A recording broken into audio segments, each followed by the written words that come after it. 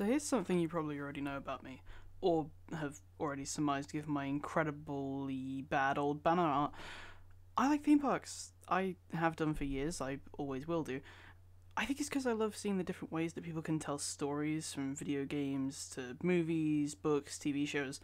It's fascinating to me, and that's why I fell in love with theme parks. In Europe especially, parks choose to not only build fun and thrilling rides, but entire immersive storytelling experiences. And nowhere to me is more exemplary than Alton Towers, in the UK at least.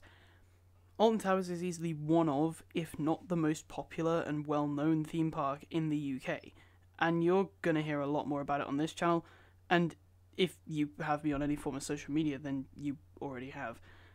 But I'm not going to give you the full rundown on the park's history, that's Expedition Theme Park's job. Instead, I'm going to be talking about one of the most unique storytelling pieces to ever come out of Alton Towers, the Smile Always web series. Before I can dive into that, I do have to give a tiny bit of context for anyone who doesn't know who or what a Smiler is. The Smiler is a steel roller coaster at Alton Towers that opened in 2013, featuring the most inversions on any roller coaster in the world at 14 inversions. If you don't know what an inversion is, it's basically when it goes upside down. It still holds that record as of 2021, meaning that it's had that crown for 8 years uninterrupted, which is quite impressive by theme park standards. Usually these records get beaten pretty quickly, but maybe quick records that get beaten is like a good future video idea. Let me know if you want to see that. The Smiler is no exception to the incredible theming and storytelling of Alton Towers, with the ride being themed to the Ministry of Joy, a government organisation set on instilling happiness by force in willing, or unwilling, patients. The Smiler was, in its lore, built as one of many experiments by the Ministry of Joy, trying to unlock the secret to enforced happiness. It used the many legs of the Marmalizer, this big metal spider here, to instill joy via various methods such as hypnotizing and using laughing gas, except more literal laughing gas, because I've heard that laughing gas isn't very funny. Anyway, when the Smiler moved in, the whole of the X Sector area, which is the part that the Smiler is located in of Alton Towers, it's there with Oblivion and Enterprise, was incorporated into the Smiler's story. Both Oblivion and Enterprise had their lore changed to be similar experiments into enforced happiness by the Ministry of Joy. Enterprise actually got a new colourful spiral and a new sign that incorporated this story and retheme. It's sort of a light retheme last year in 2020, which is, it's better late than never, I suppose. It'd have been like 7 years at that point, but yeah, better than never. The backstory that was reserved to the website wasn't enough for Alton Towers. They went all out with the Smiler's marketing campaign. They painted sheep, they projected propaganda on walls, and, the subject of today's video, created a mini-series. On the 2nd of May 2013, the Alton Towers YouTube channel would upload the first 4 episodes in this series, titled Smile Always, part 1 of 4. I didn't say the name was perfect. Anyway, I'm gonna be leaving a link to each episode in the description of this video, so you can watch all of these episodes in full. There's also going to be a couple of other links down there to things that I'm going to mention later on that I found while I was writing this script. They're pretty good, and they also add to the lore, but they're not essential for this video. I'll talk through the references when I get to them. Each episode of this series is only a few minutes, and there's only 4 parts. It's literally less than like 9 minutes to watch the whole series. You should probably watch it before watching this, but if you don't, that's fine, but you're letting yourself down at that point. For those who've already seen it, or are still around despite my gleaming reviews, I'm going to get into the analysis and see what makes this series so fun. The first episode of the series introduces us to our protagonists, Trisha and Dan, who are studying social psychology, and more specifically, the psychologist Miles Cedars. Get it? Because Miles is an anagram of smile. Anyway, the series is largely filmed from the perspective of Dan, who's behind the camera for most of the episodes, save only for a couple of moments later on when we're watching some tapes that were stolen from Miles' building. I'll talk more about that later. I'm going to be referring to the building in the first episode as Miles' building for this video. I don't actually know what this building is. It's not the Sanctuary. It's not Miles' home. It's too big for that, I think. It's clearly somewhere that some of the advocates are staying. It's not really super explained. But it, it's fine. It does its purpose. Trisha explains that Miles wrote a book called Smile Always, where he discusses society's ills and theorizes that smiling is the cure, setting up the motives for the Ministry of Joy during the actual ride. Previously to this, the Ministry was just sort of a shadowy agency. There wasn't really any specific goal in mind. So this is good to see. This is something that wasn't really mentioned before. Trisha and Dan are going to Miles's building to interview him for their university project. But as they approach from up the lawn, they notice a group stood in a circle chanting the iconic from the ride's theme. A little confused, but not put off, the two go on to knock at the door, where Miles greets them and immediately tries to explain the chanting outside. He explains that they're advocates, which is a name that becomes synonymous with zealot, basically, throughout the Smiler's lore. It refers to mainly anyone that's been marmalized, which is another buzzword, for someone that's been indoctrinated into the Smiler's smilery-ness. Miles then refers to this building as their sanctuary, a clear reference to The Sanctuary, a scare attraction that operated in the park in 2012, and I think in 2013, but I'm not sure on that, which you walk through a Ministry of Joy facility. The attraction is basically a prelude to the Smiler, fleshing out its lore and introducing some characters that we're going to meet later in this series, and are featured, actually in the ride. This interaction is one of my favourite interactions and scenes in the whole series, as Miles is trying to act naturally and explain that the weirdness of the place is all perfectly normal. He stands directly in front of a poster that says "Do not resist" in all caps. Great framing for this series. Trisha then interviews Miles, asking about his theories of joy. He essentially reiterates what we already knew, and that was introduced in the beginning by Trisha, that he believes smiling at one another frequently will install more pleasant interactions in society, decreasing the amount of negativity and worry in people overall. Trisha then asks about Miles' history, explaining that he doesn't really delve into his past much in his book, which she's there to interview him about. Miles is evidently perturbed. When she so much as mentions the word background, he looks agitated. He hesitates, looks down, sighs, and then once he's collected, responds with a simple, We came here to talk about my book. Let's remain focused, shall we? This is a great piece of acting in an otherwise shaky series. As much as I love it, the acting isn't exactly perfect, but it's nowhere near as bad as some of the lines in Killer Bean, if you've seen my video on that. Trisha then pushes on with the question, trying to rephrase it before Miles abruptly offers to make tea, and just leaves. I still love the acting in this section. Miles is portrayed really well here.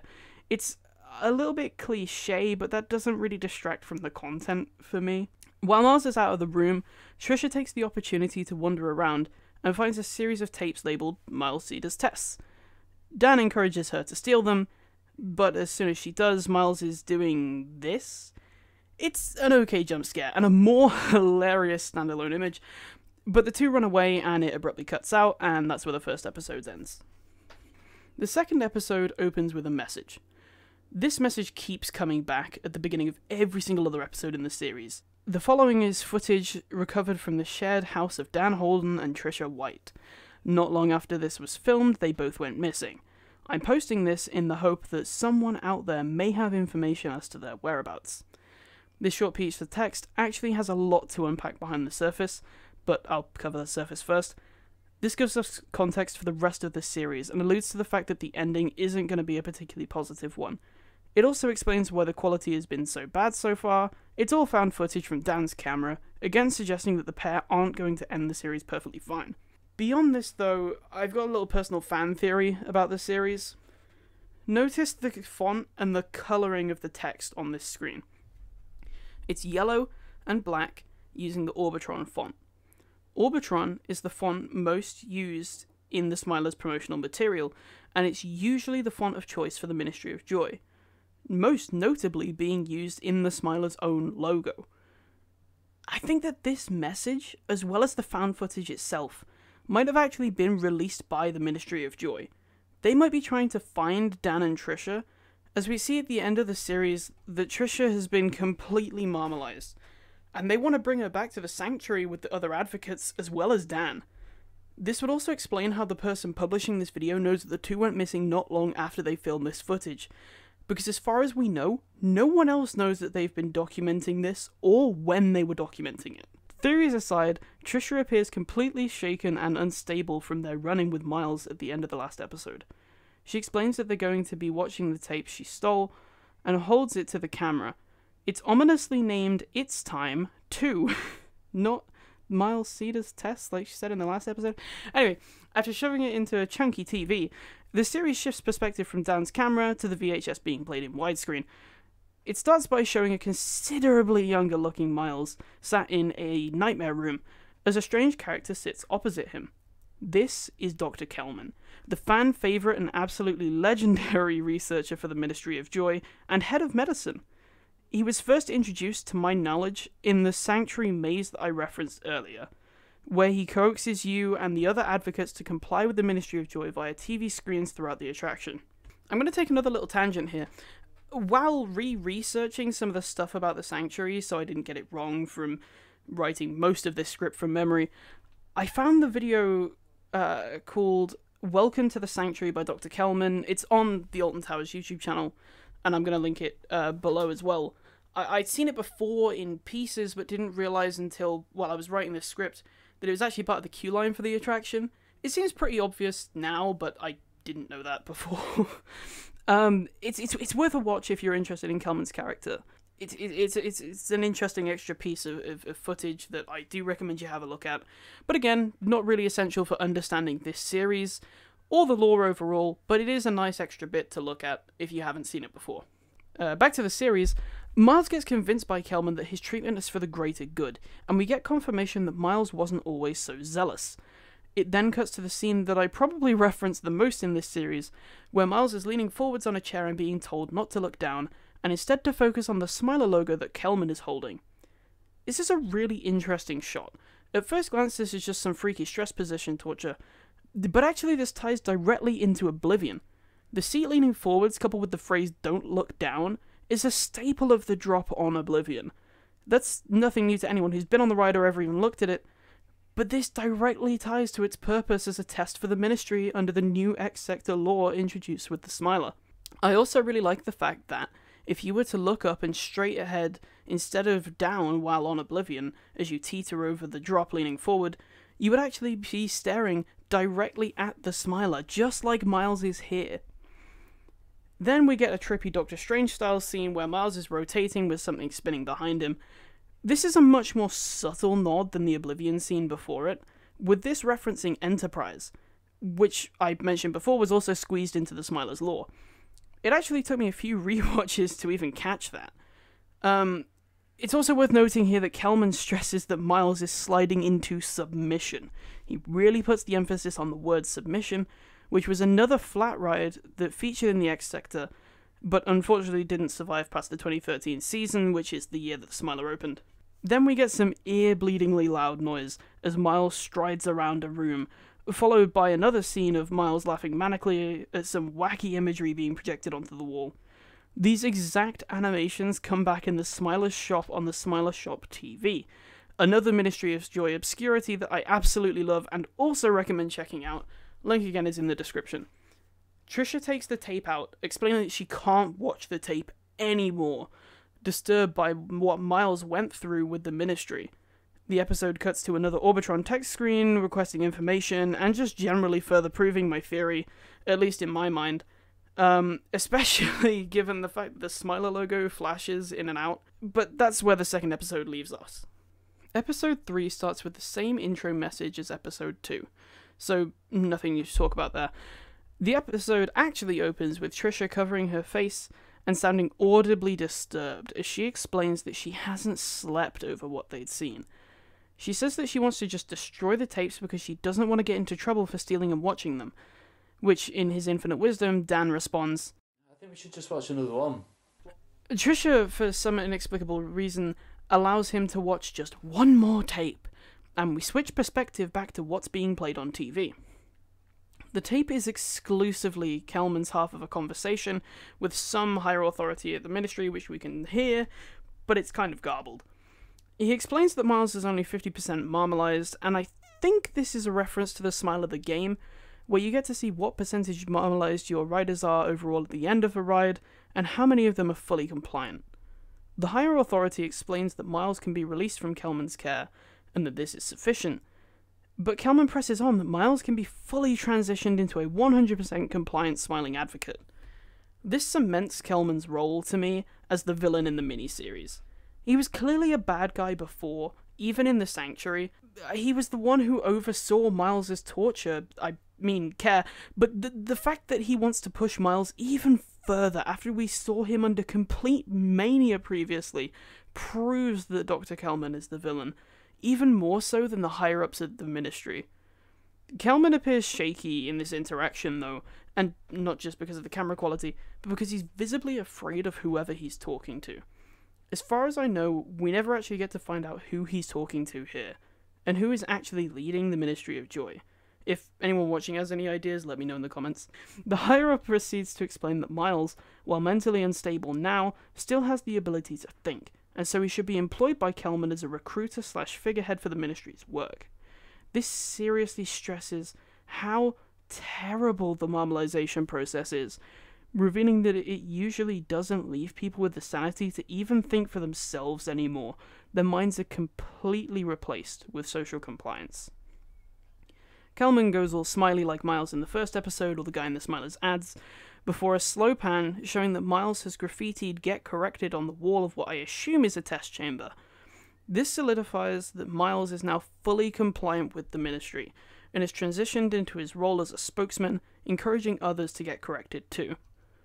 This statement also became the ride's sort of secondary slogan for a while, before it was removed, and the episode ends with the same text as episode 2 again.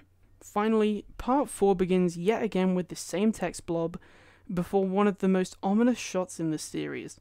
From Dan's perspective, we see that it is 3:30 in the morning, and chanting can be heard distantly coming from another room.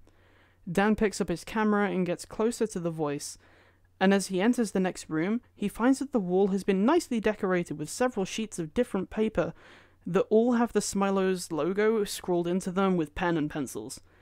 We also see that the TV is showing some hypnotic imagery around the word smile, with creepy smiles flashing behind it. Dan turns around to see that Trisha is Blair Witching him, and standing ominously in the corner with her back turned. As a phone begins to ring, it's Dan's, and he picks it up to reveal Miles has him on FaceTime. Miles reveals that the Ministry has been watching him for some time, implying that they were somehow aware of Dan and Trisha's future research long before they even did. I'm not sure if the "we've been watching you for some time" line refers solely to Dan, or both to Dan and Trisha, though. Again, let me know what you think. Miles then confirms what we already know. Trisha is being marmalized, and now that she's on that path, there's not much anyone can do about it. He name drops the Smiler and tells Dan it's time to ride the ride. Miles then ends the call by telling Dan not to resist, and instead to join us. Join us becomes another secondary slogan for the ride, and sort of becomes the primary one in present day. It's still used really frequently in both the ride and its lore and its merchandise. Then we get some creepy imagery that actually features on the Marmalizer in real life, before the same end screen as every other episode since episode 2. And with that, the miniseries is complete. Hopefully you can see now why I love this miniseries so much. It's nothing groundbreaking, sure, and it does decline a little in quality a bit in the latter 2 episodes. But overall, I think it's a really fun package, and a great addition to the Smiler's lore. The series does a fantastic job of tying together all of the different pieces of the Ministry's story, making reference to the Sanctuary, the Smile of the Game, other rides in the X Sector, and even past rides like Submission, Rest in Peace. Again, this isn't the best series ever or anything, far from it, but it does an excellent job at doing what it set out to do. Expand the world of the Smiler and be another fantastic way that Alton Towers tells its stories. Smile always. Am I gonna leave that in? That little smile always at the end, a little bit cringy, isn't it? It's a little bit odd. Whatever. I hope you enjoyed that. I'm just completely ad-libbing now. I'm off the script. To be honest, I didn't focus too hard on the script during that anyway, but you know, it was pretty close to what I'd written down. I I hope you enjoyed this kind of thing. I want to do more about Alton Towers in the future. I've got a couple of ideas for videos about theme parks in general, but Alton Tower stories are really fascinating. They don't get enough credit for the way that they actually tell those stories. That's why I wanted to make this video. Thank you for watching this. I hope you liked it, and I hope you come back again. Goodbye.